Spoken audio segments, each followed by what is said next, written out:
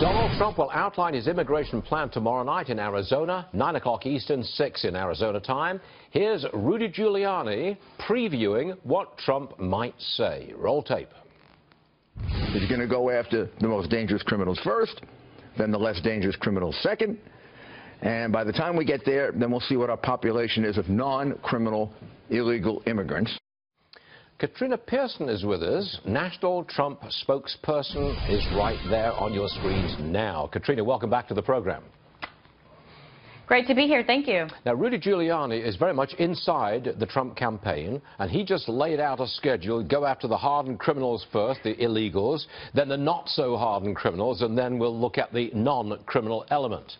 Is that Donald Trump's policy?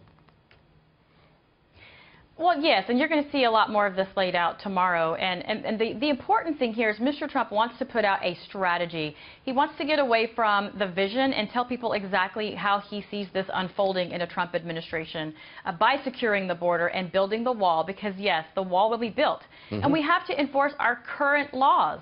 And that means ICE has to start doing its job. We should not be releasing criminal aliens into the country. We should be sending them home. We have to end sanctuary cities as well, which is something no one wants to do.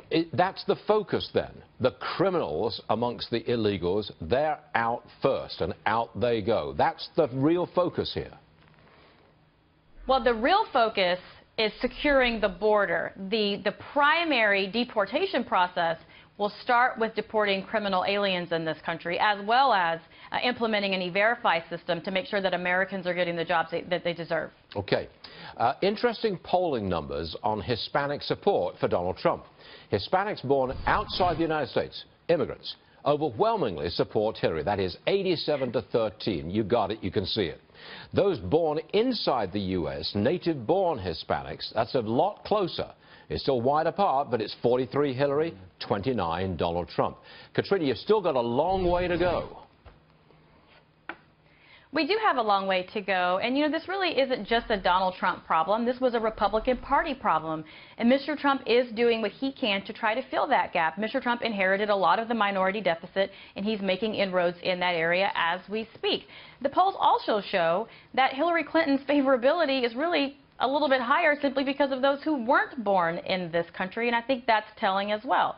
Mr. Trump is reaching out to everyone with his pro-America, pro-economic policies, because a lot of the problems we have in this country, whether it's education, whether it's immigration, all boils down to people who cannot get the skills that they need to get ahead in life, and Mr. Trump's policies promotes that. Quickly on the speech tomorrow night, is he going to be on teleprompter? I presume he is.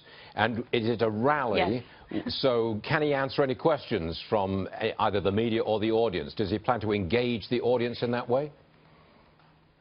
Well, Mr. Trump does a little of all that. It depends on how he feels in that moment, and I'm sure he wouldn't mind taking questions. He'll ultimately make that decision.